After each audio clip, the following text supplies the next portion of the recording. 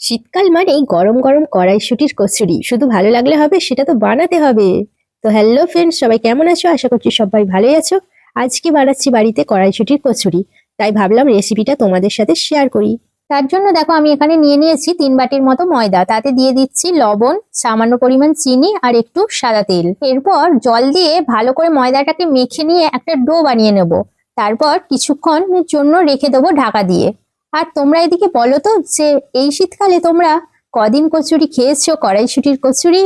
দেখো আমার ময়দা মাখা হয়ে গেছে, এবার একটু কিছুক্ষণের জন্য এটা ঢাকা দিয়ে রেখে দিই। আর শুধু তো ময়দা মাখলে হবে না, চলো এদিকে গিয়ে পুরটাও বানিয়ে নিই। তার জন্য এদিকে নিয়ে নিয়েছি দেখো কড়াইশুঁটি, আদা, মরিচ আর জিরে।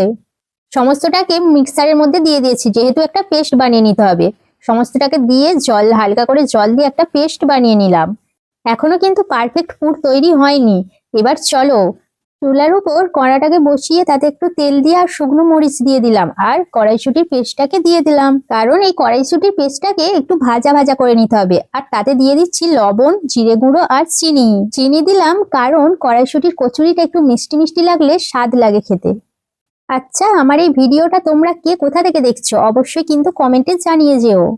আর এইদিকে দেখো কচুরির জন্য কিন্তু পুর তৈরি রেডি। চলো এবার কচুরিটা তাড়াতাড়ি বানিয়ে ফেলি। ময়দাটা মেখে রেখে ঢাকা দেওয়া ছিল বলে অনেকক্ষণ বেশ সুন্দর নরম হয়ে গেছে। এতে কিন্তু কচুরিটাও সুন্দর হবে। এবার এই মেখে রাখা ময়দাটা থেকে ছোট ছোট করে লেচি কেটে নিই। ছোট ছোট কাটা লেচিগুলোকে গোল করে নিলাম। এবার চলো এর মধ্যে পুর ভরে নিই। পুর ভরে মুখটা কিন্তু ভালো করে এঁটে দিতে হবে, যাতে বেলার সময় পুর বাইরে বেরিয়ে না যায়। দেখো তোমরাও কিন্তু এইভাবে মুখটা ভালো করে এঁটে দিও। ভিডিওটা অনেক লং হয়ে যাবে, তাই জন্য অফ ক্যামেরাতে প্রতিটাতে পুর ভরে দিয়ে চলে আসলাম। এবার চলো সুন্দর করে বেলে নিই।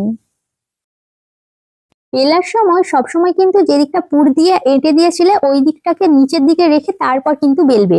তাহলে কি হবে, ভেতরের পুরটা বাইরে বেরিয়ে আসার সম্ভাবনা থাকবে না। এইভাবেই আমি কয়েকটা বেলে নিলাম, আর বাকিগুলো শাশুড়ি মা বেলে দেবেন আর আমি ভেজে নেবো। তোমাদের সাথে কথা বলতে বলতে দেখো আমার কিন্তু এইদিকে এক থালা বেলা হয়ে গেল। তো চলো এবার কিন্তু সবগুলো তেলের উপর দিয়ে ভেজে নিই।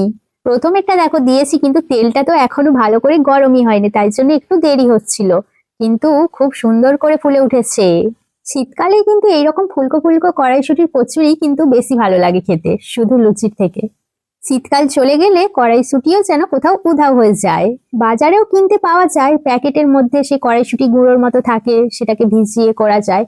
কিন্তু এইরকম টাটকা কড়াইশুঁটি দিয়ে কচুরি বানাতে বেশি সুন্দর লাগে খেতে। দেখো আমার সবকটা কচুরি কিন্তু একদম ফুলে ঢোল হয়ে গেছে। তো শীত থাকতে থাকতে কিন্তু বাড়িতে একবার বানিয়ে ফেলো এইভাবে কড়াইশুঁটির কচুরি। শীত চলে গেলে কিন্তু মিস করে যাবে।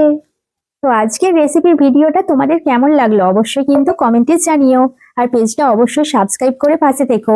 এই পেজের মধ্যে শর্ট শর্ট রেসিপির ভিডিওগুলো কিন্তু দেখতে একদমই ভুলো না। টাটা, আবার একটা অন্য রেসিপির ভিডিও নিয়ে দেখা হবে।